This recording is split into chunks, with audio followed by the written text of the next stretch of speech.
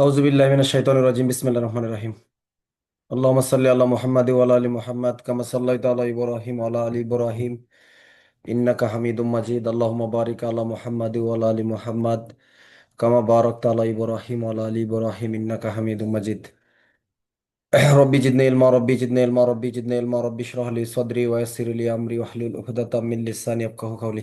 শুনতে পাচ্ছি সবাই না? হানিফ ভাই, পুলিশ হেডকোয়ার্টার, শুনতে পাচ্ছেন এদিক থেকে? সব ডিভাইসে শুনতে পাচ্ছেন? এটা হাত উঠান তো। ওকে।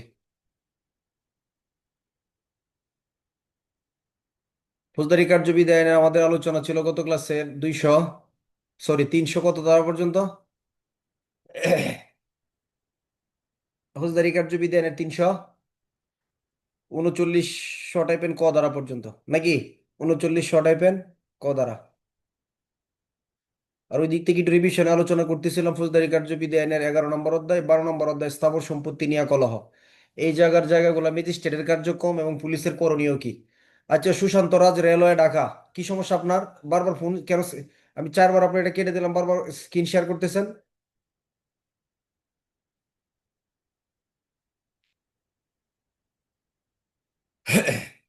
তাহলে জমি পানি সীমানা বিরোধের ফলে যদি শান্তি ভঙ্গের সম্ভাবনা থাকে, ম্যাজিস্ট্রেট উভয় পক্ষকে তাদের দলিলাদি নিয়ে নিজেদের মাধ্যমে বা উকিলকে হাজির হওয়ার জন্য কি করবেন? আদেশ প্রদান করবেন। ফৌজদারি কার্যবিধি আইনের 145-এর 1 ধারা 1 থেকে 10 আপনার আলাদা পড়ার দরকার নাই। এই কথাগুলো শর্টলি মনে রাখবেন যে এই বিভাগ ম্যাজিস্ট্রেট কি করতে পারেন? সম্পত্তি সম্পর্কে বিরোধ নিষ্পত্তি করতে পারেন।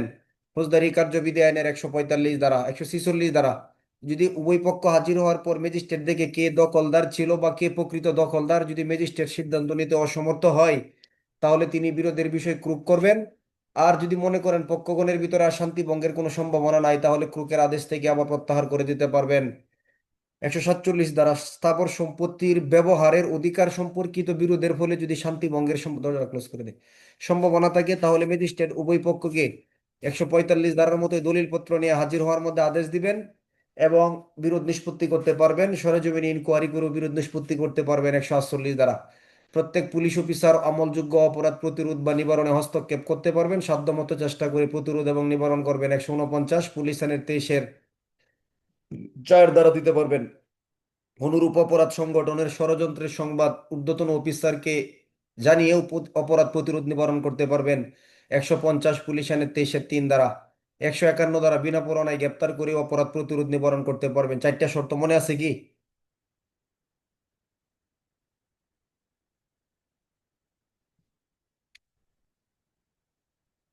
আপনাদের স্ক্রিনগুলো কেন ডিসপ্লেতে দিচ্ছেন? বারবার বলেন, ক্লাস করেন না ভাই, এগুলো কেন করতেছেন?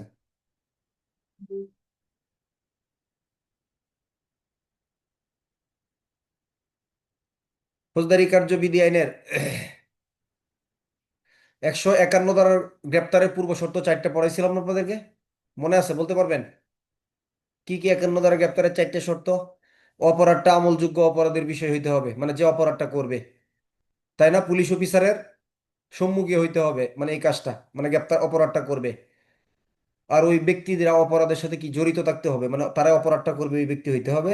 অন্য কোনোভাবে যদি আর গ্রেপ্তার করা সম্ভব না হয়। 151 পুলিশ প্রবিধানের 316, সরকারি স্থাবর অস্থাবর সম্পত্তি, তাই না? সরকারি কোনো চিহ্ন ন পথে পরিচালিত বয়া ক্ষতি থেকে নিবৃত্ত করে পুলিশ অফিসার অপরাধ প্রতিরোধ করতে পারবেন। 152, থানার ভারপ্রাপ্ত কর্মকর্তা যদি মনে করেন তার এলাকার ভিতরে কোনো ধরনের বাটখারা আছে, যেটা কি নয়, খাঁটি নয়, তাহলে সেটা তিনি বিনা পরোয়ানায় প্রবেশ বা তল্লাশি করতে পারবেন। 153 দিয়ে হলো এগুলো আটক করবেন, ম্যাজিস্ট্রেটকে কি করবেন? রিপোর্ট দিবেন। ফৌজদারি কার্যবিধি আইনের 14 নম্বর অধ্যায় আমলযোগ্য এবং আমলের অযোগ্য মামলা সম্পর্কিত। আমলযোগ্য অপরাধের সংবাদ যদি থানায় আসে, মৌখিকভাবে থানার ভারপ্রাপ্ত কর্মকর্তা নির্ধারিত ফরমে লিপিবদ্ধ করবেন, করাবেন। সংবাদদাতাকে পড়ে শোনাবেন। লিখিতভাবে প্রত্যেকটা সংবাদে সংবাদদাতা স্বাক্ষর নেবেন। নির্ধারিত বিপি ফরম 27 বাংলাদেশ ফরম নম্বর 5356 মূলে লিপিবদ্ধ করবেন। ফৌজদারি কার্যবিধির 154 দ্বারা পুলিশ প্রবিধানের 243 বিধি। 243-এর 8টা মনে আছে? পারবেন সবাই? মনে রাখলে ভালো, না রাখলে অসুবিধা নাই, প্রবিধানে গিয়ে আবার এগুলো আপনারা পাবেন ইনশাল্লাহ, ঠিক আছে? 243-এর নির্ধারিত থানার ভারপ্রাপ্ত কর্মকর্তা নির্ধারিত ফরমে লিপিবদ্ধ করবেন। তথ্য লিপিবদ্ধকারী অফিসার কি করবেন? স্বাক্ষর সিলমোহর দিবেন। কানে শোনা মৌখিক লিখিত যেভাবে হোক এফআইআর হিসেবে গণ্য হবে। ঘটনার সাথে পরিচিত যে কোনো ব্যক্তি কি করতে পারেন? এজাহার দাখিল করতে পারবেন। ঘ কানে শোনা মিথ্যা গুজবের পার্থক্য নিরূপণ করতে হবে এবং টেলিফোনের মাধ্যমে আসলে কি করবে। সত্য মিথ্যা নিরূপণ না করে আঘাতের মামলার ক্ষেত্রে মেডিকেল সার্টিফিকেটের অপেক্ষা না করে মামলা গ্রহণ করতে হবে। আর সতে হলো কনস্টেবল কর্তৃক যখন দায়িত্বে থাকবে তখন মৌখিক বা লিখিতভাবে আসলে তিনি কি পদ্ধতি অবলম্বন করবেন। একবার লিপিবদ্ধ করার পর বাতিল পরিবর্তন সংশোধন করা যাবে না। লিপিবদ্ধকারী অফিসার কর্তৃক পুলিশ প্রবিধানের 243-এর বর্গীয় জ আমলের অযোগ্য অপরাধের সংবাদ যদি আসে থানার ভারপ্রাপ্ত কর্মকর্তা থানা রক্ষিত জিডিতে লিপিবদ্ধ করে সংবাদদাতাকে ম্যাজিস্ট্রেটের কাছে যাওয়ার নির্দেশ প্রদান করবেন। 155 এই ধরনের অপরাধ প্রথম দ্বিতীয় শ্রেণীর ম্যাজিস্ট্রেটের অনুমতি ছাড়া পুলিশ অফিসার তদন্ত করবেন না। 155 অনুমতি পেলে আমলযোগ্য অপরাধের মতোই তদন্ত করবেন। থানার ভারপ্রাপ্ত কর্মকর্তার তদন্তের ক্ষমতা প্রয়োগ করবেন বিনা পরোয়ানায় গ্রেপ্তারের ক্ষমতা ব্যতীত। ফৌজদারি কার্যবিধি আইনের কত, জাস্ট মিনিট, ফৌজদারি কার্যবিধি আইনের 155 ধারার সাথে পুলিশ প্রবিধানে আমরা 268 এবং 254 বিধি কি করব, ব্যবহার করব। 156 ধারা আমলযোগ্য অপরাধের সংবাদের প্রেক্ষিতে 3 নম্বরটাতে সবগুলো লিঙ্ক দিয়ে দেন। এটা 1 নম্বরটা। হুম হুম, না দরকার নাই, এখন লাগলে বলবো। ঠিক আছে, ওটা ফিল আপ হয়ে গেছে। 156 আমলযোগ্য অপরাধের সংবাদ যদি আসে থানার ভারপ্রাপ্ত কর্মকর্তা ম্যাজিস্ট্রেটের অনুমতি লাগবে তদন্ত করতে? না। কোন এলাকার গুলা লাগবে না? বাংলাদেশের যে কোন থানার এলাকার অপরাধের সংবাদ, নাকি শুধু থার থানা এলাকার? থার থানা এলাকার কত ধারার মতো, ওই যে 15 নম্বর অধ্যায় অনুসন্ধান বিচারের যে স্থান ওইটার মতো করেই কিন্তু ওই ওই এলাকাগুলা কি সে ক্যাপচার করবে। 156 এই পুলিশের তদন্তের ক্ষমতাকে কোনো পর্যায়ে প্রশ্নবিদ্ধ করা যাবে না বা ক্ষমতা নিয়ে কোনো প্রশ্ন উত্থাপন করা যাবে না। ফৌজদারি কার্যবিধি আইনের 156 বর্ণিত 190 ধারার ম্যাজিস্ট্রেট তদন্তের আদেশ প্রদান করতে পারেন। পুলিশ প্রবিধানের 258 বিধি।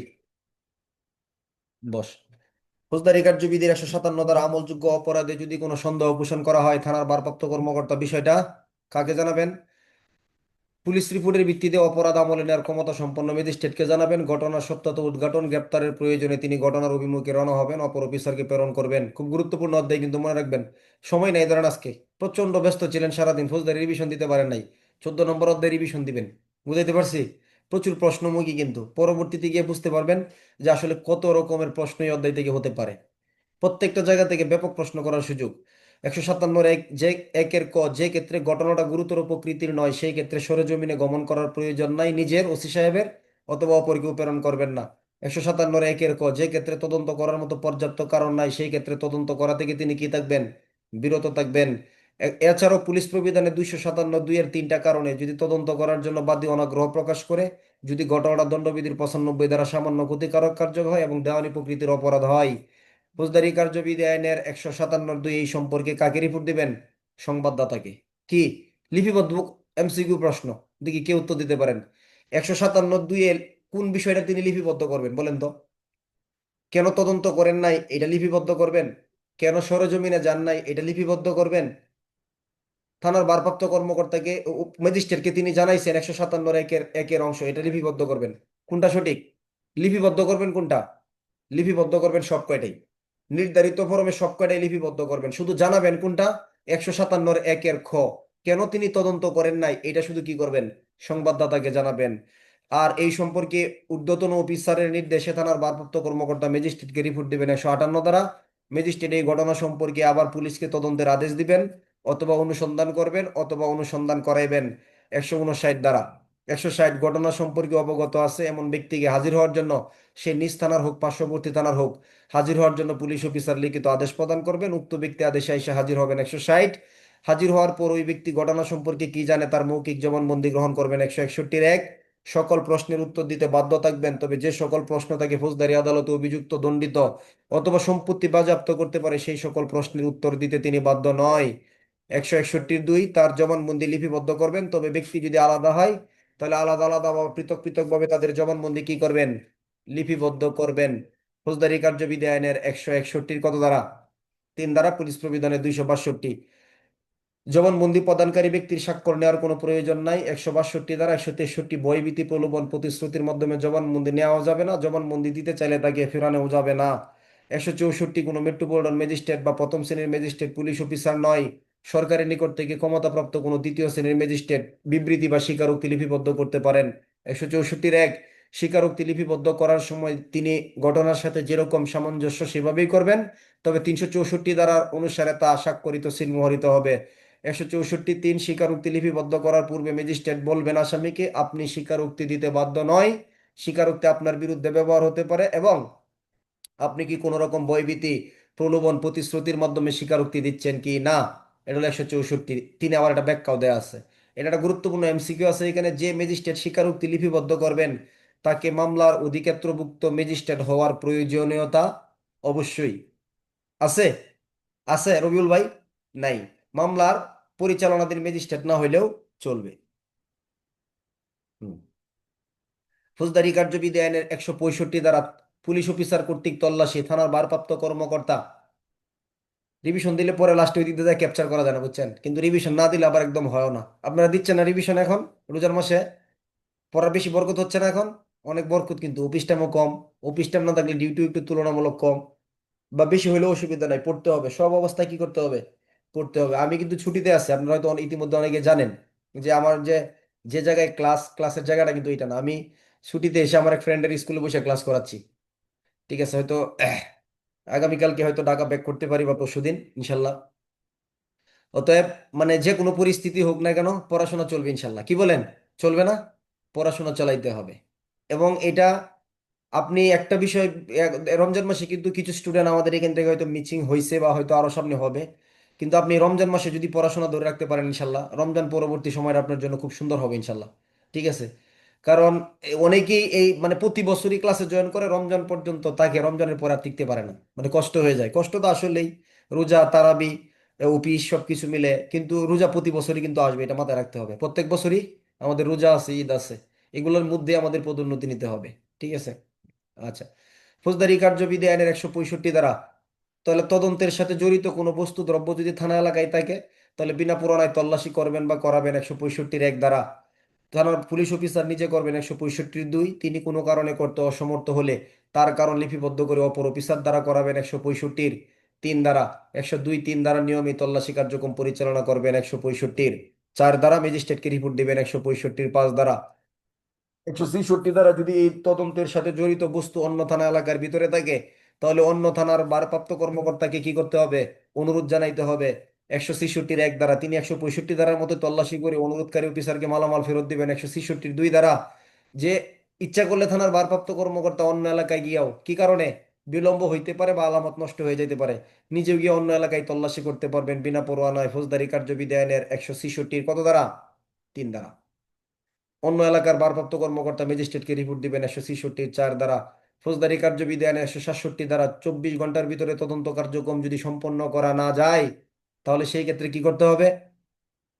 এর কারণ ডায়েরিতে লিপিবদ্ধ করে আসামিকে নিকটতম বিচারিক ম্যাজিস্ট্রেটের কাছে ডায়েরি সহ প্রেরণ করতে হবে। 167(1) ম্যাজিস্ট্রেট এই মামলার বিচার করার কর্তৃত্ব থাকুক বা না থাকুক, তিনি আসামিকে পুলিশের কর্তৃত্বে প্রদান করবেন, তবে কতদিনের বেশি সময় না, 15 দিনের বেশি সময়ের জন্য নয়। প্রথম শ্রেণীর ম্যাজিস্ট্রেট পারবেন, সরকারের নিকট থেকে ক্ষমতাপ্রাপ্ত দ্বিতীয় শ্রেণীর ম্যাজিস্ট্রেট পারবেন, তবে তৃতীয় শ্রেণীর ম্যাজিস্ট্রেট এই আদেশ প্রদান করতে পারবেন না। এরপরেও যদি আসামিকে আবার পুলিশের প্রয়োজন হয়, তাহলে আসামির পুলিশ অফিসারের আবেদনের প্রেক্ষিতে তদন্তের প্রয়োজনে জেলখানা অথবা পুলিশের হেফাজতে কোনো বিচারিক হেফাজতে কি করতে হবে? রাখা হবে। ঠিক আছে? বিচারিক হেফাজত এর 167(2) এর ভিতরেই পড়বেন। 167(2) এর পুলিশ অফিসারকে যখন রিমান্ড মঞ্জুর করা হবে কোনো আসামিকে, তখন ম্যাজিস্ট্রেট আসামির দেহ পরীক্ষা করে পুলিশের কাছে প্রেরণ করবেন। এটা কিন্তু 167(2) এর সংশোধনীর প্রথম অংশ। পরে আবার রিমান্ডের মেয়াদ শেষ হয়ে গেল, দ্রুত সময় আবার কি করতে হবে? আসামিকে আদালতে পাঠাইতে হবে। আদালত আবার আসামির শরীর পরীক্ষা করবেন। এরপরে যদি দেখেন আসামি অভিযোগ করেন অথবা দেখেন যে পুলিশ অফিসার কোনো অত্যাচার করছে, নির্যাতন করছে, তাহলে তার বিরুদ্ধে কি করা হবে? পুলিশ অফিসারের বিরুদ্ধে ব্যবস্থা গ্রহণ করা হবে। 167(3) দ্বারা যদি আসামিকে পুলিশের হেফাজতে দেওয়া হয়, তার কারণ লিপিবদ্ধ করবেন। 167(4) যদি মুখ্য মহানগর মুখ্য বিচারিক ম্যাজিস্ট্রেটের নিম্নে হয়, তাহলে মুখ্য মহানগর বা মুখ্য বিচারিক ম্যাজিস্ট্রেটকে রিপোর্ট প্রদান করবেন। 167(5)(4) ক যদি তিনি দায়রা আদালত মুখ্য মহানগর মুখ্য বিচারিক ম্যাজিস্ট্রেট নিজে আসামিকে পুলিশের হেফাজতে বা রিমান্ডে দিয়ে থাকেন, তাহলে দায়রা জজকে অবগত করবেন। 167(5) অপরাধের সংবাদ প্রাপ্তি বা ম্যাজিস্ট্রেট কর্তৃক তদন্তের আদেশ দানের তারিখ থেকে 120 দিন বা 20 দিন সময়ের ভিতরে যদি তদন্ত কার্যক্রম সম্পন্ন করতে না পারে, তাহলে সেই ক্ষেত্রে কি করতে হবে? যত মৃত্যুদণ্ড হোক, যাবজ্জীবন কারাদণ্ড হোক, 10 বছরের বেশি হোক কম হোক, ম্যাজিস্ট্রেট দায়রা আদালত অথবা মামলা আমলে ম্যাজিস্ট্রেট আসামিকে কি করবেন, শর্ত সাপেক্ষে সন্তুষ্টি সাপেক্ষে কি করবেন, জামিনে মুক্তি প্রদান করবেন। ফৌজদারি কার্যবিধি আইনের 167-5 ক এই পর্যন্ত নিলে এখানে হবে। ফৌজদারি কার্যবিধি আইন 167 টাইপেন কত দ্বারা, ক দ্বারা সংশোধনী আছে। এটা কি সম্পর্কিত? গ্রেপ্তার আছে অলরেডি। আমি একজনকে গ্রেপ্তার করার কথা, কিন্তু ইনি ইতিমধ্যে অন্য একটি মামলায় কি আছে, গ্রেপ্তার আছে। তাহলে তাকে যদি এই মামলায় গ্রেপ্তার দেখাইতে হয়, তাহলে ম্যাজিস্ট্রেটের কাছে যখন আমি আবেদন করব, তখন এই ব্যক্তিকে আদালতে হাজির করবে, নথিপত্র পর্যালোচনা করবে, এবং যদি যুক্তিসঙ্গত কারণ থাকে তাহলে তাকে কি করতে পারবে, শোন অ্যারেস্ট বা গ্রেপ্তার দেখাইতে পারবে। শুধুমাত্র প্রতিরোধমূলক গ্রেপ্তার বা আটক আইনের উদ্দেশ্যে উদ্দেশ্যে কোনো ব্যক্তিকে বিচারিক হেফাজতে দেওয়া হবে না। দ্বিতীয় অংশ। তৃতীয়ত অংশ হলো, কোনো ব্যক্তিকে যদি দেখে পুলিশ অফিসার অন্যায়ভাবে গ্রেপ্তার করছে, দণ্ডবিধি আইনে 220 ধারায় তার বিরুদ্ধে কি গ্রহণ করা হবে, ব্যবস্থা গ্রহণ করা হবে। 168 দ্বারা তদন্তের ফলাফল ওসিকে জানাতে হবে। 169 তদন্ত করে পর্যাপ্ত সাক্ষ্য প্রমাণ যদি পাওয়া না যায়, তাহলে সেই ক্ষেত্রে অভিযুক্ত ব্যক্তিকে জামিনদার সহ বা জামিনদার ব্যতীত মুচলেকা নিয়ে ছেড়ে দিতে হবে। 169 পর্যাপ্ত সাক্ষ্য প্রমাণ যদি পাওয়া যায়, তাহলে সেই ক্ষেত্রে কি করতে হবে, বিচারের জন্য আদালতে প্রেরণ করতে হবে। তার অপরাধটা যদি জামিনযোগ্য হয়, থানার ভারপ্রাপ্ত কর্মকর্তা তার নিকট থেকে কি করবেন, জামানত গ্রহণ করবেন। থানার ভারপ্রাপ্ত কর্মকর্তা তার কাছ থেকে কি করবেন, জামানত সংগ্রহ করবেন। ফৌজদারি কার্যবিধি আইনের 170-1 দ্বারা এবং 170-2 বলতেছে, যদি দেখা যায় যে এই ব্যক্তিকে গ্রেপ্তারের সময় যে অস্ত্রগুলো ভারত আছে এগুলো আদালতে প্রেরণ করতে হবে, পাশাপাশি কি করতে হবে, যদি দেখা যায় যে এই ব্যক্তির বিরুদ্ধে সাক্ষ্য দেওয়ার মতো, 2 নম্বর লিঙ্ক দেন, ওই লিঙ্কটা দিয়ে দেন।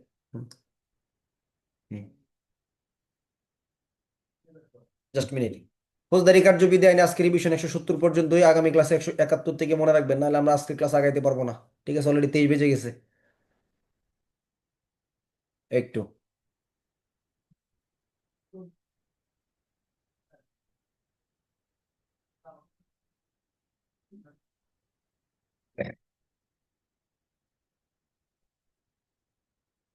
তাহলে আমাদের গত ক্লাসে আলোচনা ছিল ফৌজদারি কার্যবিধি আইনের 339-এর ক, আসামির অনুপস্থিতি কি বিচারের প্রক্রিয়া, আসামির অনুপস্থিতি কি বিচার প্রক্রিয়াটা।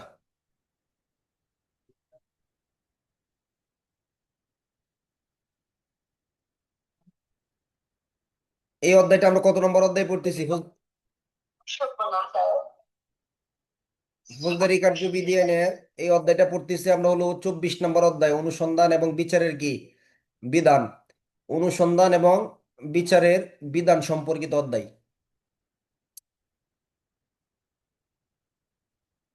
339-এর টাইপেন খ দ্বারা আসামির অনুপস্থিতিতে বিচার করা যায়। আসামির অনুপস্থিতি বিচার করা যায় কি না, করা যাবে। আচ্ছা, আসামির অনুপস্থিতি বিচার কার্যক্রম করার জন্য একটা সময়সীমার ব্যাপার আছে, এটা সময়সীমার ব্যাপার আছে। আসামির অনুপস্থিতিতে বিচার কার্যক্রমের যে প্রক্রিয়াটা, তাহলে এটা কিন্তু একসময় পুলিশের খুব একটা গুরুত্বপূর্ণ প্রশ্ন ছিল, যে আসামির অনুপস্থিতিতে বিচার প্রক্রিয়ার বা বিচারিক প্রক্রিয়ার আনুষ্ঠানিকতা সম্পর্কে আলোচনা করুন, তাই না? তখন আমরা লিখতাম 68 দ্বারা সমন দিব, 75 দ্বারা গ্রেপ্তারি পরোয়ানা দিব, 87 দ্বারা হুলিয়া দিব, 88 দ্বারা ক্রুকের আদেশ দিব। তারপরেও যদি সে না হয়, তাহলে কি করা যাবে, তার অনুপস্থিতি বিচার কার্যক্রম করা যাবে। অতএব আসামির বিচার করতে হবে, বিচার কার্যক্রম কি করতে হবে, আসামি নাই কিন্তু বিচার কার্যক্রম চলবে। আচ্ছা, বিচার কার্যক্রম কোনটা আমরা গত ক্লাসে আলোচনা কিন্তু করলাম, যে বিচার কার্যক্রম মানে হলো এটা, যে আপনার অনুসন্ধান প্রতিবেদনের পরে বিচার কার্যক্রম শুরু হতে পারে। পুলিশের তদন্ত প্রতিবেদন দাখিল করার পরে কি হইতে পারে, বিচার কার্যক্রম শুরু হইতে পারে, যার মূল উদ্দেশ্য হলো কি, আসামিকে শাস্তি প্রদান করা, অথবা আসামিকে অপরাধের দায় থেকে কি করা, অব্যাহতি প্রদান করা, অর্থাৎ রায়, দণ্ডাদেশ অথবা কি খালাস। তাহলে তদন্তের সর্বশেষ কাজের নাম কি, পুলিশ রিপোর্ট প্রদান করা। আর বিচারের সর্বশেষ কার্যের নাম কি, বিচারের সর্বশেষ কাজ হলো রায় প্রদান করা। কিন্তু রায় প্রদান করার পরেও একটা প্রক্রিয়া আছে, এই প্রক্রিয়াটার নাম কি জানেন, রায় রায় দিয়ে দিছি, রায় দেওয়ার পরেও একটা প্রসেস আছে, প্রক্রিয়া আছে। এটা নাম হলো কি, আগামী ক্লাসে হয়তো আমরা পড়বো আপিল। কি, আবার আপিল করবে, কি করা যাবে, আপিল। একটা কমন প্রশ্ন করি আপনাদেরকে, এই যে আপিল যে করবে, আপিল এমসিকিউ প্রশ্ন, যে আপিল কোথায় করা হয়, ক দায়রা আদালতে, খ হাইকোর্ট বিভাগে, বুঝেন, হাইকোর্ট বিভাগে, গ রায় প্রদানকারী আদালতের উচ্চ আদালতে, ঘ সব কয়টাই সঠিক। তাহলে সঠিক উত্তর কি হবে? অনেকে আমরা কিন্তু মনে করবো যে আপিল করব মানে কি, তুষার চাকাবি, আপিল করবে মানে কোথায়, হাইকোর্টে, এরকমটা কিন্তু না। এখন ধরেন আমি একজন কি ম্যাজিস্ট্রেট, প্রথম শ্রেণীর বিচারিক ম্যাজিস্ট্রেট, তাহলে আমার রায়ের বিরুদ্ধে আপিল কোথায় হবে? আমার রায়ের বিরুদ্ধে আপিল হবে কোথায়? দায়রা আদালতে। প্রথম শ্রেণীর ম্যাজিস্ট্রেটের রায়ের বিরুদ্ধে আপিল হবে কোথায়? দায়রা আদালতে। একজন দ্বিতীয় শ্রেণীর বিচারিক ম্যাজিস্ট্রেট, তার আদেশের বিরুদ্ধে আপিল কোথায় হবে? মুখ্য বিচারিক ম্যাজিস্ট্রেট আদালতে।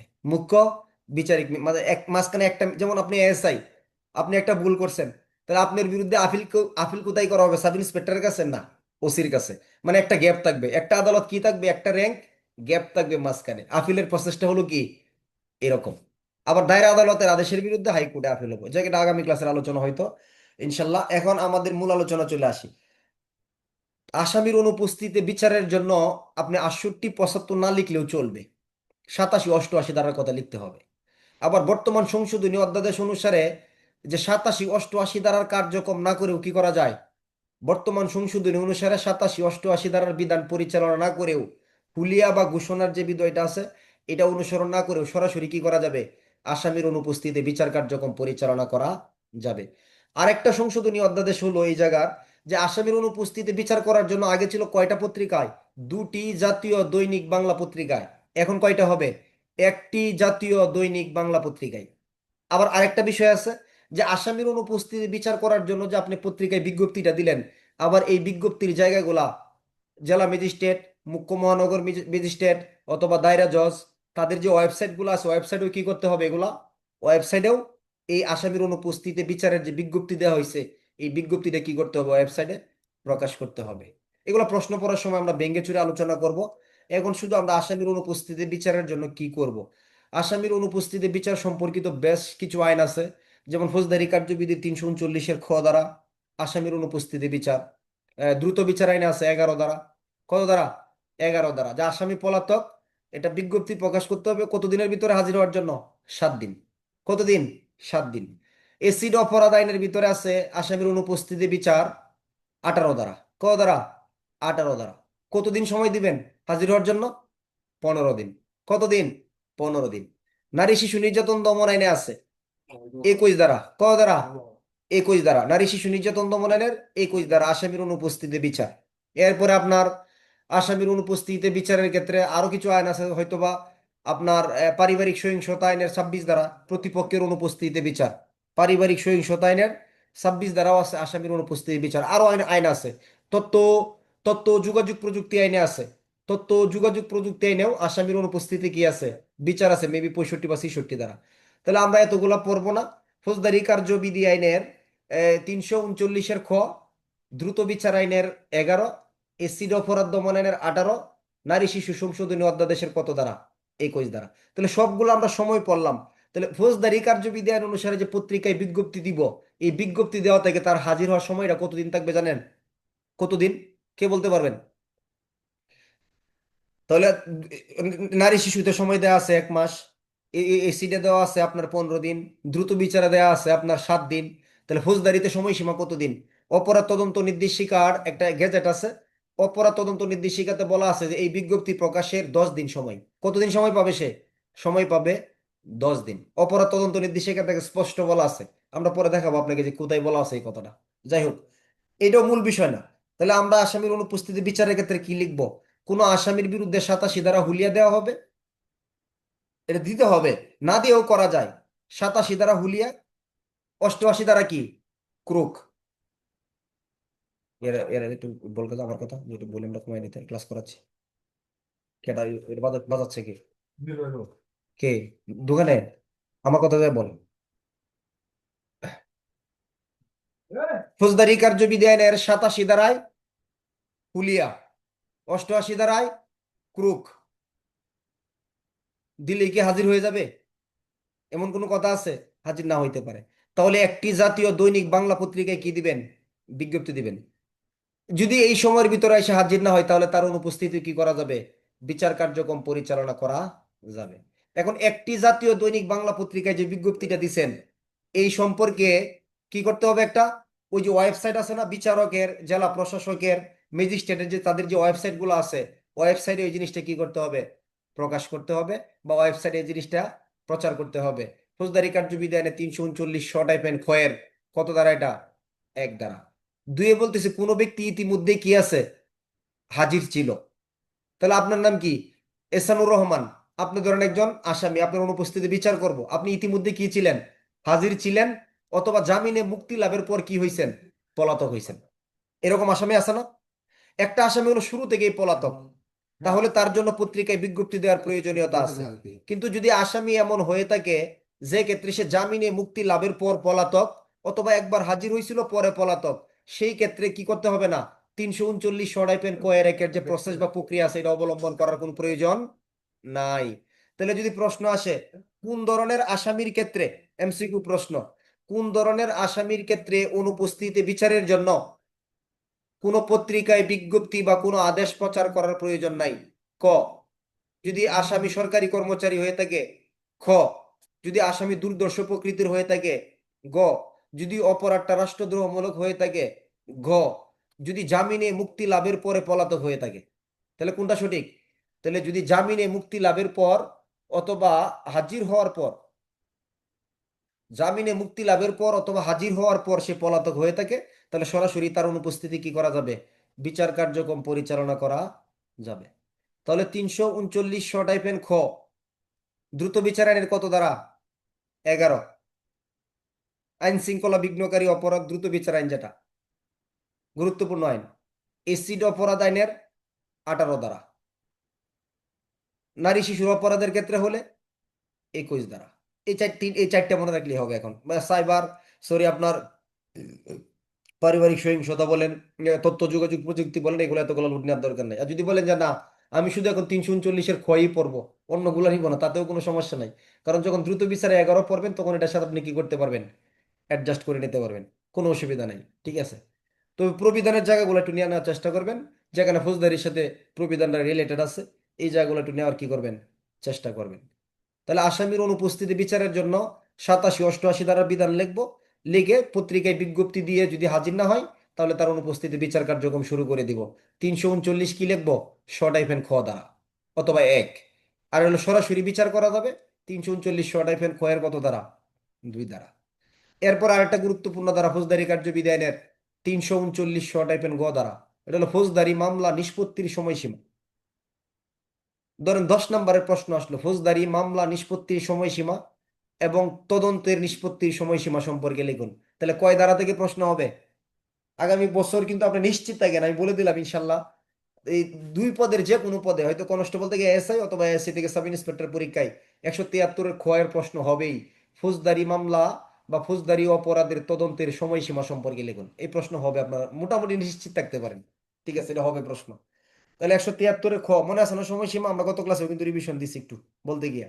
আচ্ছা, আর এটা হলো ফৌজদারি মামলা নিষ্পত্তির সময়সীমা। এগুলো এমসিকিউ প্রশ্ন হয়, লিখিত প্রশ্ন এই যে খুব একটা করবে এরকম না, এখানে জটিলতা আছে কিন্তু। 339 শ-গ-এর কত দ্বারা, 1 দ্বারা। 339 শ-গ-এর 2 দ্বারা, 2-এর আবার ক খ। এরপরে 339 শ-গ-এর 4, এরপরে 5, এরপরে 6। যদি আপনি এইভাবে কোনোটা নিতে না পারেন, 1 2 3 4 5 6, তাহলে সরাসরি কি পড়বেন, 339 শ-গ দ্বারা। কতগুলো পয়েন্টগুলো আপনাকে কি করতে হবে, নিতে হবে। এরপরে এই এই এই এই ধারাটা পড়ানোর পর একটা জটিল প্রশ্ন করব, যারা এই প্রশ্নের উত্তর দিতে পারবেন তাহলে তারা, আপনারা মনে করবেন যে ফৌজদারিতে আপনার একটা দারুণ প্রস্তুতি হয়েছে। আমি প্রশ্ন করব, আপনি এই প্রশ্নের উত্তর যখন পরে দিতে পারবেন।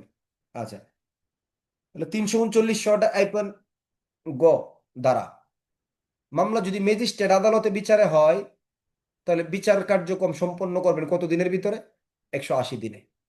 কত দিনে? ম্যাজিস্ট্রেট আদালত, দায়রা আদালত পড়ে আসছেন না, দায়রা আদালতে বিচার হবে ম্যাজিস্ট্রেট আদালতে। কত কত নম্বর অধ্যায়, 20 নম্বর অধ্যায়, ম্যাজিস্ট্রেট আদালত।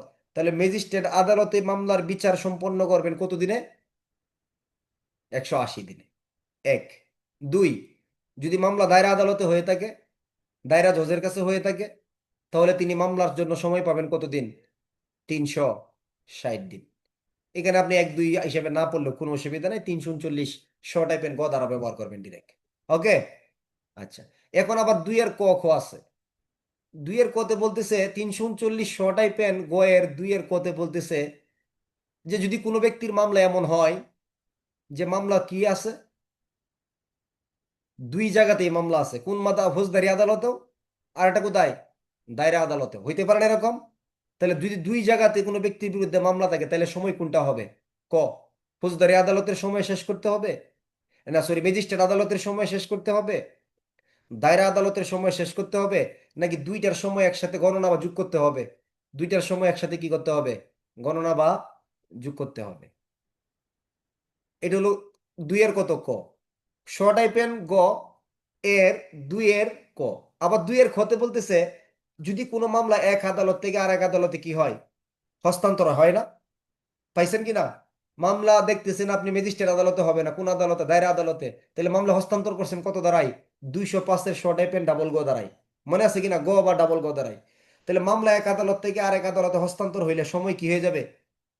সময় পরিবর্তন হয়ে যাবে। তাহলে যে মূল সময় ছিল সেই সময়ের ভিতরে কি করতে হবে, মামলার কার্যক্রম আপনাকে কি করতে হবে। যদি এক আদালত থেকে মামলা অন্য আদালতে হস্তান্তর হয় তাহলে যে সময়সীমা সেই সময়ের ভিতরে মামলা কি করতে হবে, আপনাকে সম্পন্ন করতে হবে। খুব একটা প্রশ্নমুখী করে না এই জায়গাগুলা, যদি এমসিকিউ প্রশ্ন দেয় আর কি। 339 শ টাইপের গয়ের চারে বলতেছে যদি নির্দিষ্ট সময়ের ভিতরে ম্যাজিস্ট্রেট, দায়রা আদালত হোক ম্যাজিস্ট্রেট আদালত হোক, তার মামলার বিচার কি করতে পারে নাই, সম্পন্ন করতে পারে নাই, তাহলে আসামিকে কি করতে হবে? জামিন দিতে হবে। কি দিতে হবে? আসামিকে জামিন দিতে হবে। আবার পাশে বলতেছে হ্যাঁ জামিন দিবেন, তবে দণ্ডবিধির 400 ধারা, 401 ধারা, ওই যারা 167-8-এও ছিল, মানে যারা কি গ্যাং মামলার অপরাধী, 467 দণ্ডবিধি 400, 401 ধারার যে অপরাধী আছে তাদের ক্ষেত্রে এই জামিনের বিধান কি হবে না, প্রযোজ্য হবে না। আবার ছয় বলতেছে যে আসামি যতদিন পলাতক, ধরেন আমি একজন আসামি, দায়রা দায়রা আদালতে আমার বিচারের সময়সীমা কতদিন, 360 দিন। এখন আমি কি অপরাধ করছি, ডাকাতির অপরাধ, ডাকাতির অপরাধ করে আমি পলাতক ছিলাম কতদিন, 4 মাস। কত, 4 মাস সমান সমান কতদিন, 120 দিন। এখন দায়রা আদালতে বিচারের সময়সীমা কতদিন, 360 দিন। এখন আমাকে মামলা যখন শুরু হয়েছে 4 মাস আমি পলাতক, আমি আজকে গ্রেপ্তার হইলাম, এখন আমার অবশিষ্ট কতদিন সময় থাকবে দায়রা আদালতে বিচারের জন্য? 360 দিনই থাকবে, নাকি 120 দিন মাইনাস হবে? 360 দিনই থাকবে। অর্থাৎ আসামি যে কতদিন সময় পলাতক থাকবে এটা সময় গণনা থেকে কি করতে হবে, বাদ করতে হবে, বাতিল করে দিতে হবে। ঠিক আছে। এমসিকিউ এর জন্য লিখিত প্রশ্ন করার সম্ভাবনা খুব একটা নাই এই জায়গাটা থেকে, কিন্তু এমসিকিউ প্রশ্ন কিন্তু প্রায় প্রতি বছরই হয় এই জায়গা থেকে। এখন আমি একটা প্রশ্ন করি আপনাদেরকে, দুইটা উত্তর মিলাবেন, দুইটা দ্বারা বসাবেন। নির্দিষ্ট সময়ের ভিতরে, আমার গাইডে দেওয়া আছে প্রশ্ন এটা, নির্দিষ্ট সময়ের ভিতরে তদন্ত এবং নির্দিষ্ট সময়ের ভিতরে বিচার কার্যক্রম সম্পন্ন করতে না পারলে আসামির জামিন সংক্রান্ত বিধান আলোচনা করুন। তাহলে কি কি দ্বারা হবে বলেন? নির্দিষ্ট সময় তদন্ত সম্পন্ন করতে না পারলে, নির্দিষ্ট সময় ম্যাজিস্ট্রেট বিচার সম্পন্ন করতে না পারলে আসামির জামিনের বিধান কি? তাহলে দুইটা দ্বারা একটু বলেন আপনারা, তাহলে বুঝবো যে ঠিক আছে আপনারা পড়তেছেন, পড়া যথার্থতা আছে, সার্থক আছে পড়া। দ্বারা দুইটা মিলাইতে পারবেন? তাহলে নির্দিষ্ট সময়ের ভিতরে তদন্ত সম্পন্ন করতে না পারলে জামিন হবে 167-এর 5-এ, আছে না? 120 দিন সময়ের ভিতরে তদন্ত সম্পন্ন করতে না পারলে জামিনের ধারা কত, 167-5। নির্দিষ্ট সময়ের ভিতরে যদি বিচার সম্পন্ন করতে না পারে তাহলে জামিনের ধারা হলো 339 সরাই পেন গয়ের 4। এর কোনো ব্যতিক্রম আছে কি? হ্যাঁ, 167-8 দণ্ডবিধির 400 বা 401 ধারার অপরাধীর ক্ষেত্রে প্রযোজ্য নয়, তদন্ত সম্পন্ন না হওয়ার ক্ষেত্রে। আর দণ্ডবিধি আইনের ফৌজদারি কার্যবিধির 339-এর গয়ের 5-এ বলতেছে যে বিচার সমাপ্ত না হলেও জামিন দেওয়া যাবে না যদি দণ্ডবিধি আইনের 400, 401 ধারার অধীনে কোনো অপরাধী হয়ে থাকে। ধারা কত, 339 সটাইপেন গয়ের 5 ধারা। বুঝাতে পারছি বিষয়টা? আচ্ছা, তাহলে আবার এই ধারাটা 339 সটাইপেন গয়ের 1, ম্যাজিস্ট্রেট আদালতে বিচারের সময়সীমা আপনারা বলেন কতদিন, 180 দিন। দায়রা আদালতে বিচারের সময়সীমা, অনেকের বই এখানে কম লেখা আছে দেখবেন, অনেকের বই আপনার এখানে 260 লেখা আছে, বা কারো বইয়ে টাইপিং মিস্টেক হইতে পারে, এই জায়গাটার ভিতর 360 লিখবেন, এখানে কোনো সন্দেহ নাই। কতদিন লিখবেন, 360 লিখবেন, এটা হচ্ছে মূল কিন্তু। তাহলে দায়রা আদালতে বিচারের সময়সীমা কতদিন, 360 দিন। দুই, দুইয়ের ক, যদি দুই জায়গাতে কোনো ব্যক্তির বিরুদ্ধে মামলা হয়ে থাকে, দুই আদালতে এই মামলা থাকে, তাহলে দুই সময় একসাথে কি করতে হবে, যোগ করতে হবে গণনা করে। দুইয়ের খ, যদি মামলা এক আদালত থেকে অন্য আদালতে হস্তান্তর হয়ে যায়, তাহলে নির্দিষ্ট সময়ের ভিতরে এই মামলা কি করতে হবে, বিচার কার্যক্রম সম্পন্ন করতে হবে। 339 ক-4, যদি নির্দিষ্ট সময়ের ভিতরে বিচার কার্যক্রম সম্পন্ন করতে না পারে, তাহলে আসামিকে কি করতে হবে, জামিনে মুক্তি দিতে হবে। 5, আপনার না নিলেও চলবে। 6 একটু নিবেন, যে আসামি যে কয়দিন সময় পলাতক থাকবে, এটা বিচারের সময় থেকে গণনা হিসেবে কি করতে হবে, এই সময়টা গণনার ভিতরে আনা যাবে না। 339 টাইপের কত দ্বারা, গ দ্বারা। তাহলে এমসিকিউ প্রশ্ন যদি আসে যে বিচারের সময়ের জন্য যদি আসামি পলাতক থাকে, এই সময়টা কি যোগ হবে না বিয়োগ হবে, বিয়োগ হবে। ম্যাজিস্ট্রেট আদালতে বিচারের সময় কত দিন, 180 দিন। দায়রা আদালতে কত দিন, 360 দিন। দুই আদালতে মামলা হইলে দুই সময় যোগ হবে। এক আদালত থেকে অন্য আদালতে হস্তান্তর হইলে নির্দিষ্ট সময়ের ভিতরে তদন্ত মামলার বিচার কার্যক্রম কি করতে হবে, সম্পন্ন করতে হবে। আরেকটা এমসিকিউ প্রশ্ন, যে নির্দিষ্ট সময়ের ভিতরে যদি বিচার কার্যক্রম সম্পন্ন করতে না পারে, তাহলে নিম্নের কোন প্রক্রিয়া অবলম্বন করতে হবে। ক, আসামিকে অপরাধের দায় থেকে অব্যাহতি দিতে হবে। খ, মামলা অন্য কোনো আদালতে হস্তান্তর করতে হবে। গ, আসামিকে জামিনে মুক্তি দিতে হবে। ঘ, সবকটা সঠিক। তাহলে আসামিকে শর্ত সাপেক্ষে কি করতে হবে, জামিনে মুক্তি দিতে হবে। ফৌজদারি কার্যবিধি আইনের পরবর্তী ধারা হলো 340 ধারা। কত ধারা, 340। 340-এর তিনটে উপধারা আছে, 1, 2, 3। আমরা অনেকেই পড়ি না।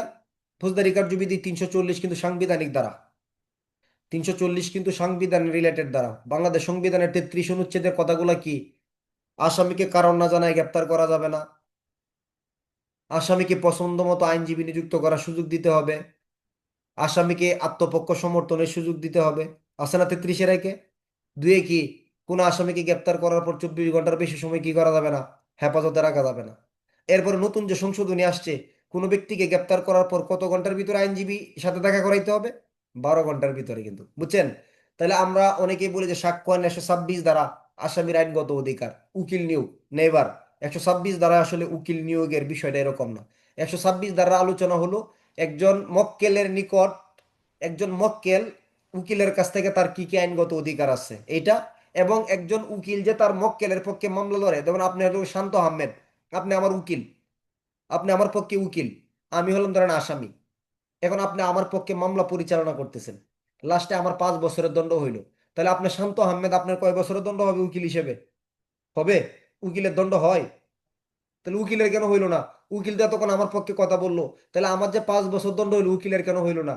সাক্ষ্য আইন 126 দ্বারা বলছে, কোনো ব্যক্তি অপরাধ করার পরেও তার পক্ষে আইনানুগ ভাবে মামলা পরিচালনা করার আইনানুগ অধিকার কার আছে, একজন উকিলের আছে। তাহলে 126 দ্বারা তো উকিল কি পাবে, রেহাই পাবে। এবং উকিল আমার দেয়া তত্ত্বগুলা, আমার দেয়া দলিলগুলা, আমাকে দেওয়া তার পরামর্শগুলা তিনি কি রাখবে, গোপন রাখবে। আমার সাথে চুক্তি যতদিন আছে ততদিন, চুক্তি বাতিল হওয়ার পরেও। এটা হলো 126 দ্বারা। আর 340 দ্বারার আলোচনার বিষয়বস্তু হলো, যার বিরুদ্ধে কার্যক্রম চলমান, তিনি একজন অ্যাডভোকেটের মাধ্যমে কি করতে পারবেন, আত্মপক্ষ সমর্থন আনতে পারবেন। ফৌজদারি কার্যবিধি আইনের 340-এর কত দ্বারা, 1 দ্বারা। তাহলে আমার বিরুদ্ধে কার্যক্রম চলতেছে, আমি কি করতে পারবো, একজন অ্যাডভোকেটের মাধ্যমে আমি আত্মপক্ষ সমর্থন আনতে পারবো, 340-এর 1 দ্বারা। 340-এর 2, এখানে কয়েকটা অধ্যায়ের কথা বলা আছে, এগুলো আপনার নেওয়ার দরকার নেই। 340-এর 2 বলতেছে আসামি কি করতে পারে, সাক্ষী হওয়ার প্রস্তাবও দিতে পারে। একজন আসামি কি করতে পারে, যে আমি সাক্ষী হইতে, আসামি কি সাক্ষী হতে পারে, আসামি কি সাক্ষী হতে পারে কিনা, এই সম্পর্কে অনেকগুলো ধারা আছে। আমরা পরবর্তীতে প্রশ্ন আকারে যখন পড়াবো, 4-5টা জায়গায় বলা আছে আসামি সাক্ষী হওয়ার বিধান। এর ভিতরে সবচেয়ে গুরুত্বপূর্ণ জায়গা হলো, আসামি কি সাক্ষী হতে পারে, যদি এই প্রশ্ন আসে, তাহলে সাক্ষ্য আইনের কত ধারায়, হ্যাঁ আসতে, আসামি সাক্ষী হতে পারে সাক্ষ্য আইনের কত ধারায়, কে বলতে পারবেন? 133, এসআই 133। তাহলে আসামি সাক্ষী হওয়ার দ্বারা হলো সাক্ষ্য আইনের 118 ধারা। কত দ্বারা, একজন আসামিও সাক্ষী হিসেবে যোগ্য হিসেবে গণ্য হবেন, দ্বারা হলো, হ্যাঁ বলো, হ্যালো। না না না, না, বলছি তো ক্লাসে তো, না না না, ঠিক আছে, আচ্ছা ক্লাস শেষ করে ফোন দিচ্ছি। তাহলে সাক্ষ্য 118 দ্বারা ভাষ্যতে বলা আছে একজন আসামি সাক্ষী হিসেবে কি হবেন, সাক্ষী দিতে পারবেন। আচ্ছা, আসামি হিসেবে সাক্ষীর যোগ্যতা, তাহলে 340-এর 2 আসামি সাক্ষী হওয়ার জন্য কি দিচ্ছে, প্রস্তাব দিচ্ছে। 340-এর 3 কি করতেছে জানেন, আসামি সাক্ষী দিতে পারবে কার পক্ষে, এমসিকিউ প্রশ্ন, ফৌজদারি কার্যবিধির 340 দ্বারা আসামি সাক্ষী দিতে পারে ক, তার নিজের পক্ষে, খ, তার সাথে বিচারাধীন আসামির পক্ষে, ঘ, তার সাথে বিচারাধীন কোনো আসামির বিরুদ্ধে। সঠিক উত্তর কি হবে, সঠিক উত্তর হবে ক এবং খ। ধরেন আমি এবং আপনার নাম হচ্ছে কি মাহবুব আলম, আমরা দুজন এক মামলার আসামি। এখন আমি জানি আমি আসামি, ঠিক আছে, আমি আত্মপক্ষ সমর্থন আনতে পারি 340-এর 1 দ্বারায়, সাক্ষী হওয়ার প্রস্তাব দিতে পারি 2, 340-এর 3 আমি এমন সাক্ষ্য দিতে পারি যে ঠিক আছে আমার সাথে যে মাহবুবের বিচার হচ্ছে সে আসলে প্রকৃত অপরাধের সাথে কি নয়, জড়িত নয়, অর্থাৎ মাহবুবের পক্ষে। তাহলে কি রাজসাক্ষীর দ্বারা না রাজসাক্ষীর বিপরীত দ্বারা, রাজসাক্ষী এমন সাক্ষ্য দিবে যে হ্যাঁ আমরা অপরাধ করছি, সে অপরাধ করছে বিরুদ্ধে।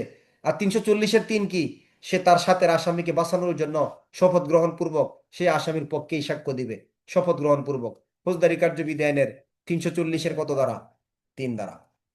এমসিকিউ প্রশ্ন, ফৌজদারি কার্যবিধির 340 দ্বারা নিম্নের কোন কার্যক্রমটা সঠিক, আসামি অ্যাডভোকেটের মাধ্যমে আত্মপক্ষ সমর্থন আনতে পারে, খ, আসামি সাক্ষী হওয়ার প্রস্তাব দিতে পারে, গ, আসামি নিজের পক্ষে এবং তার সাথে যে বিচারাধীন আসামি তার পক্ষে সাক্ষ্য প্রদান করতে পারে, নাকি সব কয়টাই সঠিক, সব কয়টাই সঠিক। ফৌজদারি কার্যবিধি আইনের 340 দ্বারা, ক দ্বারা, 340 দ্বারা। আবার একদম শর্ট কথা মনে রাখবেন, এগুলো এত গভীরে পেঁচায়েন না, যেখানে পেঁচানোর মতো ছিল এগুলো আমরা গভীর আলোচনা করছি না, এগুলো একদম সিম্পলি মনে রাখেন। প্রশ্ন পড়ার সময় কিছু জায়গা যুক্ত করবো এগুলোর ভিতরে, তখন আপনি ক্লিয়ার হয়ে যাবে, সূচিগুলো মনে রাখবেন। তাহলে আসামি আত্মপক্ষ সমর্থন আনতে পারে আইনজীবীর মাধ্যমে 340-এর 1,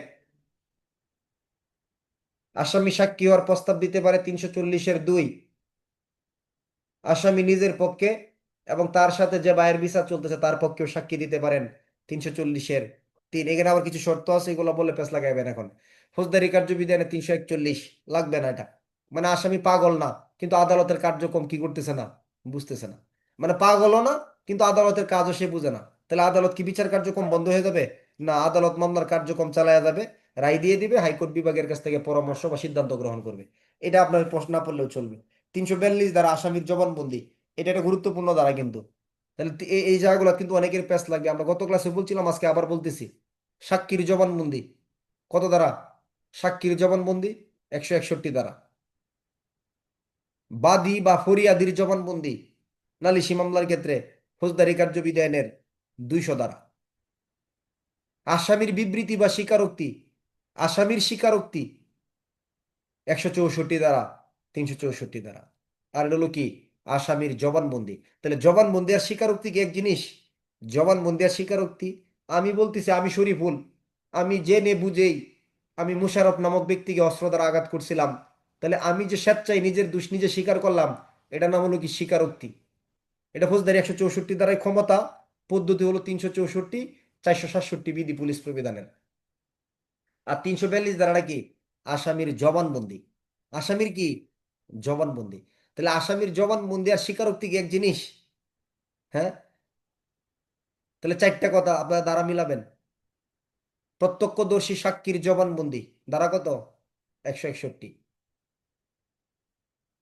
আর যদি নালিশি মামলা হয়ে থাকে তাহলে বাদী বা সাক্ষীর জবানবন্দি দ্বারা কত, 200। আসামির স্বীকারোক্তি বা বিবৃতি 164, 364। আর যদি বলা হয় আসামির জবানবন্দি তাহলে 342 দ্বারা, ক দ্বারা, 342 দ্বারা। এটা একটা প্রসেস। যেমন ধরেন আপনি আরিফ, আদালতের বিচার কার্যক্রম চলতেছে, আপনি আরিফের বিরুদ্ধে সাক্ষ্য দিছে কে, আপনি আপনি মামলার আসামি, আপনার বিরুদ্ধে বাদী পক্ষের লোকজন এসে কি করছে, সাক্ষী দিছে। তাহলে সাক্ষী দেওয়ার পরে মামলার একটা পরিবেশ সৃষ্টি হয়েছে না, যে আসামি অপরাধটা করছে তার বিরুদ্ধে সাক্ষ্য দিছে। এখন আদালত আপনাকে কি করবে জানেন, আরিফকে প্রশ্ন করবে কোনো বিষয়ে সতর্ক না করিয়া আপনার সাফাই সাক্ষ্য গ্রহণের পূর্বেই এই মামলার বিষয়টাকে আরো উদ্ঘাটন করার জন্য, যে আপনার বিরুদ্ধে যে এই আসামি বাদী পক্ষের লোকজন এই কথাগুলো বললো, আপনি কি এই বিষয় সম্পর্কে কিছু বলতে চান, এটা হলো কি আসামির জবানবন্দি। তাহলে স্বীকারোক্তি এবং জবানবন্দি দুইটা পার্থক্য বোঝার চেষ্টা করেন।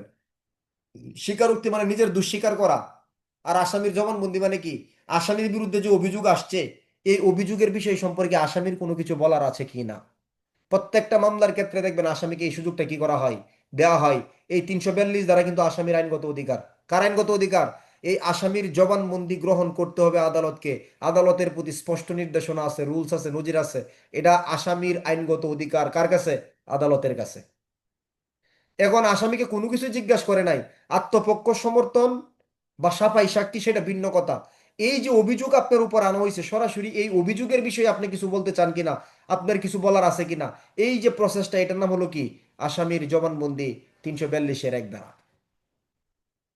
342-এর 2 বলতেছে, 342-এর 2 বলতেছে আসামি যদি এই প্রশ্নের জবানবন্দি যখন নিবে আদালত, এই প্রশ্নের উত্তর না দেয় অথবা মিথ্যা তথ্য প্রদান করে, মানে উত্তর দিচ্ছে না অথবা মিথ্যা কোনো তথ্য দিচ্ছে, তাহলে এটার জন্য আসামিকে কি করা যাবে না? দণ্ডিত করা যাবে না। 342-এর 3 বলতেছে যদি তার এই প্রশ্নের উত্তরে নতুন কোনো অপরাধের আভাস পাওয়া যায়, তাহলে এটা আসামির পক্ষে, বা নতুন কোনো তথ্য পাওয়া যায়, তাহলে এটা আসামির পক্ষে অথবা বিপক্ষে কি করা যাইতে পারে। অর্থাৎ আসামির যে জবানবন্দিটা, এটা কি করা যাইতে পারে, যদি আসামির পক্ষে আসে তাহলে তার পক্ষে সাক্ষ্য হিসেবে ব্যবহার করা যাবে। যদি তার দেওয়া তথ্য তার বিপক্ষে যায়, তার বিপক্ষে হিসেবে কি করা যাবে? সাক্ষ্য হিসেবে ব্যবহার করা যাবে। 342-এর 4 বলতেছে আসামির এই জবানবন্দি গ্রহণ করার জন্য কোনো ধরনের শপথ গ্রহণের কি হবে না? প্রয়োজন হবে না। আসামির এই জবানবন্দি গ্রহণ করার জন্য কি করতে হবে না? কোনো শপথ গ্রহণ করার কোনো প্রয়োজন নাই। তাহলে আসামির জবানবন্দির একটা প্রসেস, এটা হলো আসামির একটা আইনগত অধিকার। ধরেন আমি শরীফুল, আমি হত্যা মামলার আসামি। আমার বিরুদ্ধে তুষার এবং রফিক নামক দুইজন ব্যক্তি সাক্ষ্য দিচ্ছে যে সেই ঘটনার বর্ণিত তারিখে দিনে এইখানে সেই ঘটনাটা ঘটছে। এখন আদালত আমাকে একটা সুযোগ দিবে যে রফিক এবং তুষার যে বললো এই ঘটনাটা ঘটছে, আপনি কি এই সম্পর্কে কিছু বলতে চান, এই এই অভিযোগের বিষয়ে কিছু বলতে চান কিনা। এই যে আদালত আমাকে প্রশ্ন করলো, আমি যে কিছু বলবো, এই জায়গাটার নাম হলো কি? আসামির জবানবন্দি। 342-এর 1 দ্বারা। 342-এর 2, এখন আমি আদালতের প্রশ্নে উত্তর দিলাম না বা মিথ্যা কোনো কিছু বললাম।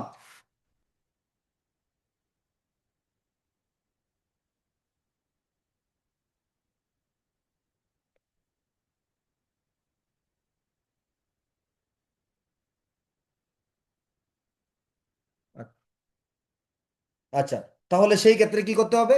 তাহলে সেই ক্ষেত্রে কিন্তু এটা আমার বিরুদ্ধে ব্যবহার করা যাবে না। আর যদি আমার নতুন কোনো অপরাধের আভাস পাওয়া যায়, তাহলে আমার পক্ষে বা বিপক্ষে সাক্ষ্য হিসেবে কি করা যাবে? ব্যবহার করা যাবে।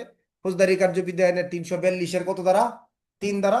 আর আসামির জবানবন্দি গ্রহণ করার জন্য কোনো ধরনের সাক্ষ্য গ্রহণের কি হবে না? সাক্ষ্য গ্রহণের কোনো প্রয়োজনীয়তা নাই। ফৌজদারি কার্যবিধি আইনের 342-এর 4 দ্বারা। 343 দ্বারাও খুব একটা গুরুত্বপূর্ণ, যে আপনি শুধু নর্মাল মনে রাখবেন যে আসামির জবানবন্দি হলো এরকম একটা প্রসেস, যেটা আসামির বিরুদ্ধে সাক্ষ্য দেওয়ার পরে যে পরিবেশটা সৃষ্টি হবে, এই বিষয় সম্পর্কে আদালত যে তাকে প্রশ্ন করবে বা উত্তর দিবে, এই যে জায়গাটা, এটাই হলো কি আসামির জবানবন্দি। আর স্বীকারোক্তি কোনটা? আসামি যারা নিজের দোষ নিজে স্বীকার করবে। আর সাক্ষীর জবানবন্দি কোনটা? সাক্ষী যারা ঘটনা সম্পর্কে জানে বা দেখবে। ঠিক আছে, এই হলো প্রসেসগুলা। এখন প্রশ্ন হলো যে 342 দ্বারা যে আসামির জবানবন্দি, এটা কিসের মতো লিপিবদ্ধ করে হবে জানেন? এটা ফৌজদারি কার্যবিধানে 364 ধারার মতো করে কি হবে? লিপিবদ্ধ হবে। তাহলে 164 ধারা স্বীকারোক্তি যেভাবে হয় লিপিবদ্ধ, 342 ধারা আসামির জবানবন্দি লিপিবদ্ধ করার নিয়ম কি? ফৌজদারি কার্যবিধি আইনের 364 ধারা নিয়মে কিন্তু হবে। আচ্ছা, ফৌজদারি কার্যবিধির পরবর্তী ধারা 343। 343 না নিলেও চলবে। অর্থাৎ আপনার 343 হলো এরকম একটা কার্যক্রম যে একমাত্র 337, 38 দ্বারা যে সমস্ত সাক্ষী আছে দুষ্কর্মের সহযোগী, এছাড়া অন্য কোনো সাক্ষীর নিকট থেকে কোনো তথ্য নেওয়ার জন্য তাদের প্রতি ভয়ভীতি, প্রলোভন বা কোনো ক্ষমতার কি করা যাবে না? অপব্যবহার করা যাবে না। 343 এটাও বাদ, না নিলেও চলবে। 344 দ্বারা মামলার কোনো নির্দিষ্ট কোনো কারণে, কোনো তথ্যের অভাবে অথবা কোনো অনুপস্থিতির কারণে মামলা থেকে কি করতে পারেন? কার্যক্রম স্থগিত রাখতে পারেন। কার্যক্রম কি রাখতে পারেন? স্থগিত রাখে আসামিকে জেলখানায় প্রেরণ করতে পারেন। তবে এই কার্যক্রম কতদিনের জন্য স্থগিত রাখা যায়? 15 দিন সময়ের জন্য। কতদিন? 15 দিনের জন্য। বাদ, এগুলো দ্বারা এখন আর প্রশ্ন করবে না। 344, 43 বাদ, এগুলো পড়ার দরকার নাই আপনাদের। 345 দ্বারা একটু আংশিক নিবেন যদি এমসিকিউ প্রশ্ন আসে। ধরেন আপনি, কি নাম, আপনার নাম হচ্ছে জুয়েল দে রাজ, তাই না? আপনি কি করলেন?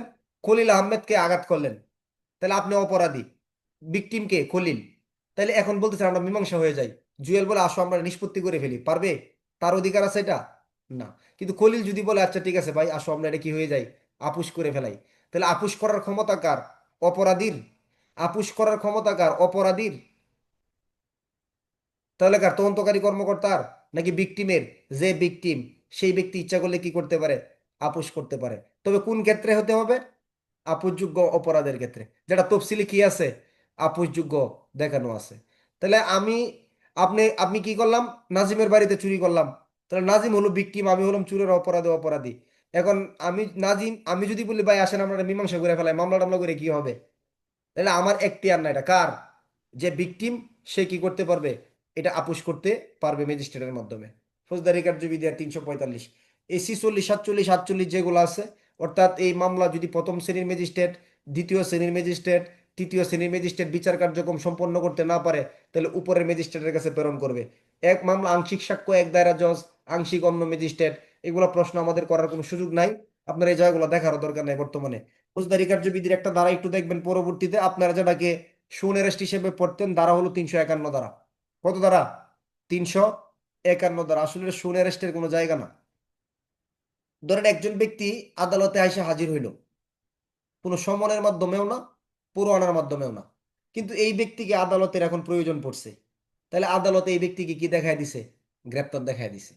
তাহলে আদালত যদি কোনো ব্যক্তিকে গ্রেপ্তার দেখাইতে চায়, তাহলে তাকে হাজির করার জন্য প্রক্রিয়াগুলো কি? সাধারণত সমন, গ্রেপ্তারি, পরোয়ানা। এখন আদালত ওই ব্যক্তিকে কি করছে? গ্রেপ্তার দেখাইছে, বলতেছে আমাকে সমনও দিলেন না, পরোয়ানাও দিলেন না, আমি আদালতে আসছি, আমাকে গ্রেপ্তার করে ফেলছেন, গ্রেপ্তার দেখাই দিচ্ছেন, এটা কিভাবে সম্ভব? তখন আদালত বলবে আপনি মনে করেন যে আপনাকে সমন দেওয়া হয়েছে, আপনি কি কি দেওয়া হয়েছে? গ্রেপ্তারি পরোয়ানা দেওয়া হয়েছে। তাহলে সমন পরোয়ানা না পায়ও যে ব্যক্তি আদালতে হাজির হয়েছে, আদালত ইচ্ছা করলে এই ব্যক্তিকে গ্রেপ্তার দেখাইতে পারেন। আদালত তাকে বলে দিবেন যে আপনি মনে করেন যে সমন পরোয়ানার মাধ্যমে আপনি কি হয়েছেন? হাজির হয়েছেন। আপনি আব্দুল হালিম ভাই, ধরেন আমার বিয়েতে আপনি চলে আসছেন, আমার বন্ধু মানুষ, ঠিক আছে, রাস্তায় দিতে যাচ্ছেন, দেখলেন হঠাৎ করে বাড়িতে অনুষ্ঠান চলে আসছেন। এখন আপনি বলতেছেন আমি আর তোমার বাড়িতে খাওয়া দাওয়া করবো না, আমার তো তুমি বিয়ের কার্ড দাও নাই। এখন আমি বলবো মনে করো যে তুমি বিয়ের কার্ড পাইয়ে আসছো, খাওয়া দাওয়া করে যাও। বুঝছেন বিষয়টা? তাহলে কোনো ব্যক্তি সমন পরোয়ানা ছাড়াও যদি আদালতে হাজির হয়, আদালতে এই ব্যক্তিকে গ্রেপ্তার দেখাইতে পারবেন, আটক রাখতে পারবেন। কিসের মতো করে? যেন সে সমন পরোয়ানার মাধ্যমে এসে হাজির হয়েছে। ফৌজদারি কার্যবিধির কত ধারা? 351 ধারা। 352 ধারা আদালতের পরিবেশ কি থাকবে? রুদ্ধদ্বার কক্ষে বিচার হবে সাধারণত, কিছু নির্দিষ্ট মামলায় রুদ্ধদ্বার কক্ষে বিচার হবে। এছাড়া সকল ক্ষেত্রে আদালতের পরিবেশ উন্মুক্ত থাকবে, যতক্ষণ পর্যন্ত লোকজন প্রবেশ করার মতো ক্যাপাসিটি আছে, স্থান সংকুলন আছে, ততক্ষণ পর্যন্ত লোকজন এখানে কি করতে পারবে? এগুলোর প্রশ্ন আসবে না, দরকার নেই এগুলার। তাহলে এখানে এইগুলোর ভিতরে দ্বারা প্রশ্ন করতে পারে না, এগুলো প্রশ্ন হয় না, আমরা গত কয়েক বছরে যা দেখলাম।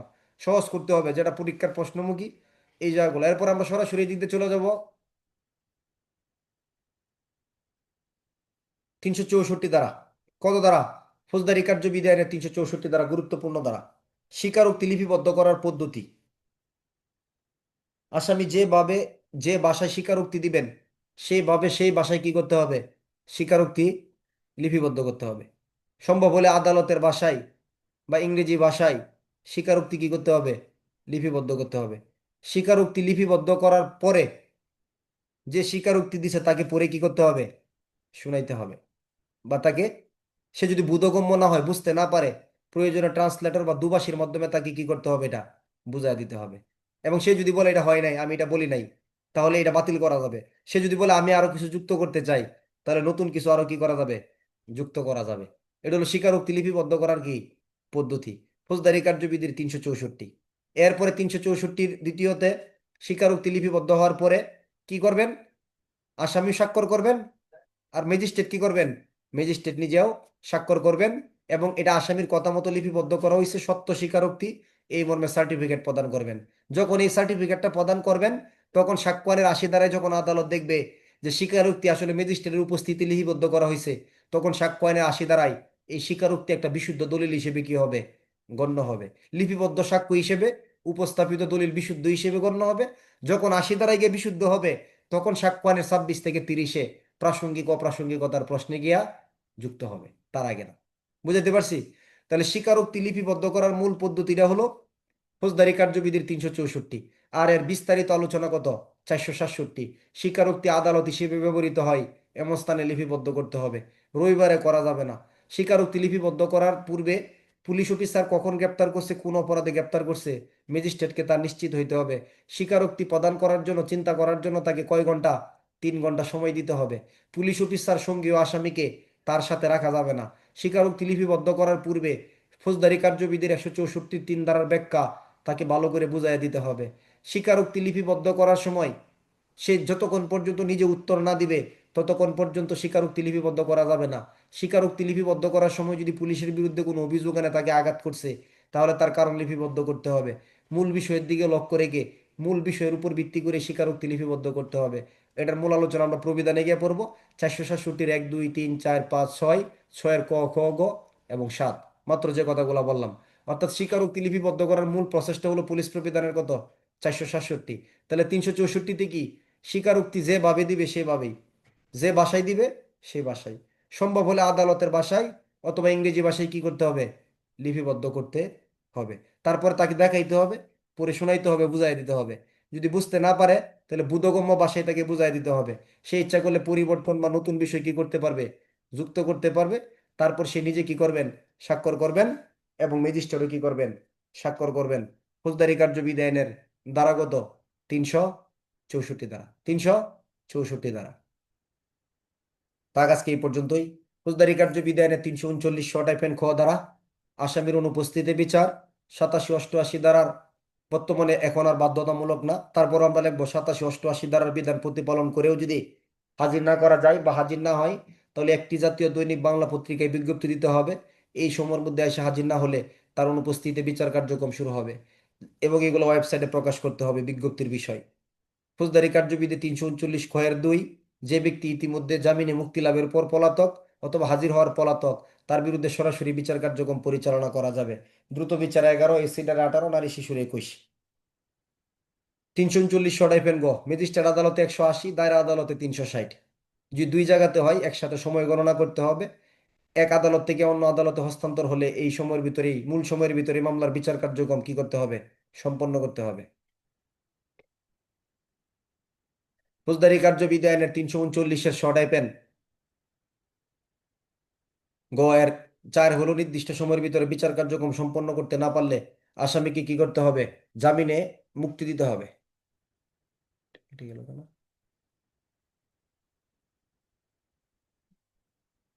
আসামিকে কি করতে হবে? জামিনে মুক্তি দিতে হবে। ফৌজদারি কার্যবিধি আইনের 339 শর্ট পেন গ এর 4, 6 হলো পলাতক থাকলে এই সময়টা গণনা থেকে কি করতে হবে? বাদ দিতে হবে। 341 না নিলেও চলবে। 42 হলো আসামির কি? জবানবন্দি। আসামির জবানবন্দি অর্থাৎ কোনো ব্যক্তি বিরুদ্ধে সাক্ষ্য দেওয়ার পরে, অভিযুক্ত ব্যক্তির বিরুদ্ধে সাক্ষ্য দেওয়ার পরে যে পরিবেশটা সৃষ্টি হবে সেই সম্পর্কে আদালত তাকে পূর্বে সতর্ক না করে মামলার বিষয় সম্পর্কে যে কোনো প্রশ্ন করতে পারবেন 342-এর 1 ধারা। এবং এই প্রশ্নের উত্তর যদি সে না দেয় বা মিথ্যা দেয় তাহলে তাকে দণ্ডিত করা যাবে না। নতুন অপরাধের আভাস পাওয়া গেলে তার পক্ষে বা বিপক্ষে সাক্ষ্য হিসেবে ব্যবহার করা যাবে। শপথ গ্রহণের কোনো প্রয়োজন নাই। 43 বাদ দরকারই নাই। 44ও নেবেন না। 45 আপোষ নিষ্পত্তি ভিকটিমের অধিকার, এই জায়গাটা একটু নেবেন।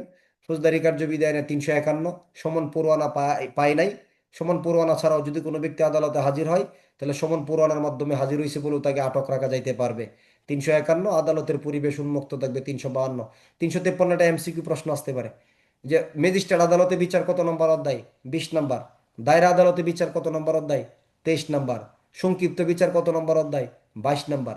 যেভাবেই হোক না কেন, যদি আসামির বিরুদ্ধে কোনো সাক্ষ্য দেওয়া হয় তাহলে কার উপস্থিতিতে করতে হবে? আসামি বা আসামির আইনজীবীর উপস্থিতিতে। ধরেন আমি আসামি, আমার বিরুদ্ধে যদি কেউ সাক্ষ্য দেয়, যে আদালতে বিচার হোক না কেন, আমার উপস্থিত থাকতে হবে অথবা আমার আইনজীবী কি থাকতে হবে? উপস্থিত থাকতে হবে, নাহলে এই সাক্ষ্য গ্রহণযোগ্য হবে না। ফৌজদারি কার্যবিধি আইনের 364 দ্বারা পুলিশ কোনো স্বীকার স্বীকারোক্তি লিপিবদ্ধ করার পদ্ধতি কিভাবে? যেভাবে যে ভাষায় দিবে সেই ভাষায় লিপিবদ্ধ করতে হবে। সম্ভব হলে আদালতের ভাষায় বা ইংরেজি ভাষায় লিপিবদ্ধ করতে হবে। স্বীকারোক্তি লিপিবদ্ধ করার পরে আসামিকে পড়ে শুনাইতে হবে বা বুঝাই দিতে হবে। সে এখানে যুক্ত করতে পারবে বা কোনো বিষয় বিবেচন করতে পারবে। আসামি এবং ম্যাজিস্ট্রেট নিজে কি করবেন? স্বাক্ষর করবেন। এর মাঝখানে যে ধারাগুলো আছে, এই 1-2টা দ্বারা সিম্পল একটু দেখলে দেখা যায় যে ফৌজদারি কার্যবিধি আইনের 374 দ্বারা দায়রা আদালত যদি কোনো ব্যক্তিকে মৃত্যুদণ্ড দেয় তাহলে হাইকোর্ট বিভাগকে কি করতে হবে? জানাইতে হবে। হাইকোর্ট বিভাগের অনুমোদন না নিয়ে এই মৃত্যুদণ্ডের আদেশ কি করা যায় না, কার্যকর করা যায় না। আগে এক সময় এগুলো সব পড়াইতাম, 74-এর উপরে 75, পরে 76, 77, একবারে এইগুলো পড়াইতাম, এগুলো এখন আর লাগে না। আগামী ক্লাসে 74, 82 এগুলো একটু আংশিক আলোচনা, 86 জরিমানা দায়ের পরোয়ানা কার্যকর আলোচনা করে আমরা 400, 401, 2, 2 এর ক, 403 এবং আপিলের যে জায়গাগুলো 404 এগুলো থেকে শুরু করবো ইনশাল্লাহ। ঠিক আছে, আজকে এই পর্যন্ত। আল্লাহ হাফেজ। আসসালামু আলাইকুম রহমতুল্লাহি বরকাতুহ।